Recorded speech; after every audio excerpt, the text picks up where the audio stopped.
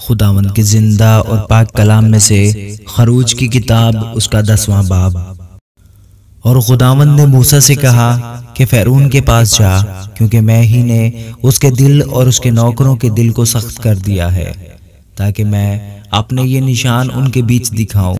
और तू अपने बेटे और अपने पोते को मेरे निशान और मेरे काम जो मैंने मिस्र में उनके दरमियान किए सुनाए, और तुम जान लो कि खुदावंद मैं ही हूँ। और मूसा और हारून ने फ़िरौन के पास जाकर उससे कहा कि खुदावंद इब्रानियों का खुदा यूं फरमाता है कि तू कब तक मेरे सामने नीचा बनने से इनकार करेगा।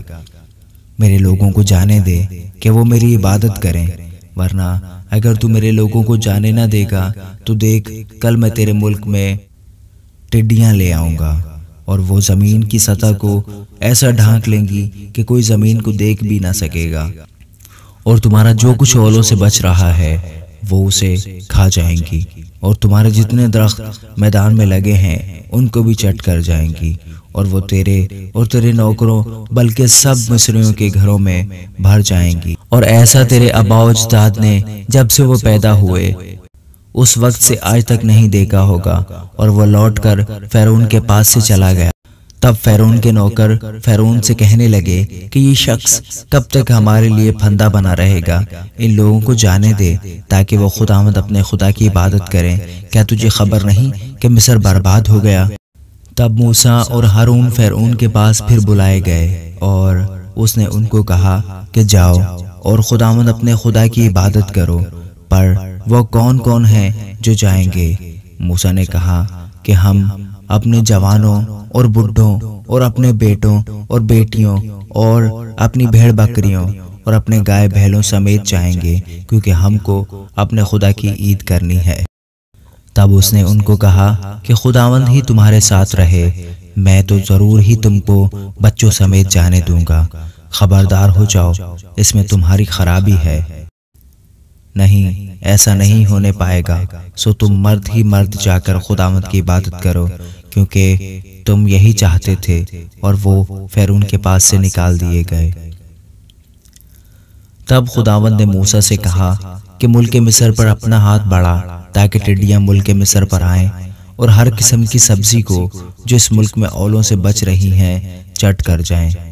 बस मूसा ने मुल्क मिस्र पर अपनी लाठी बढ़ाई, और खुदावंद ने उस सारे दिन और सारी रात पूर्वा आंधी चलाई, और सुबह होते होते पूर्वा आंधी टिड्डियां ले आई, और टिड्डियां सारे मुल्क मिस्र पर छा गईं, और वहीं मिस्र की हदूद में बसेरा किया।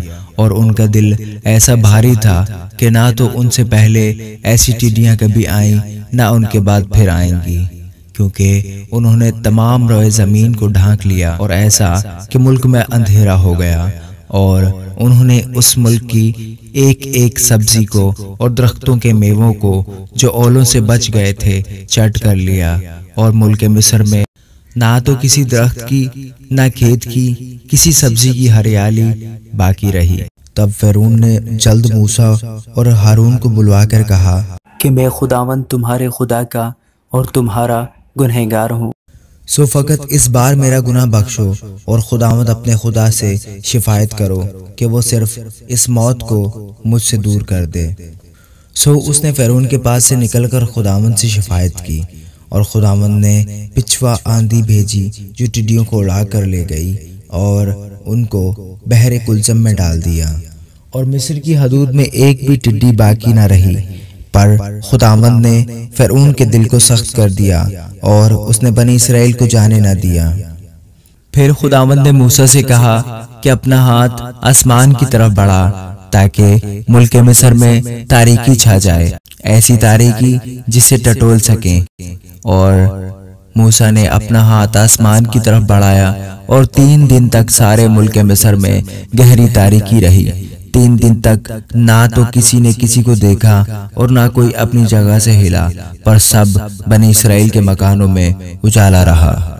तब फ़िरौन ने मूसा को बुलवाकर कहा कि तुम जाओ और खुदावंद की इबादत करो, फ़कत अपनी भेड़ बकरियों और गाय बैलों को यहीं छोड़ जाओ, और जो तुम्हारे बाल बच्चे हैं उनको भी साथ लेते जाओ।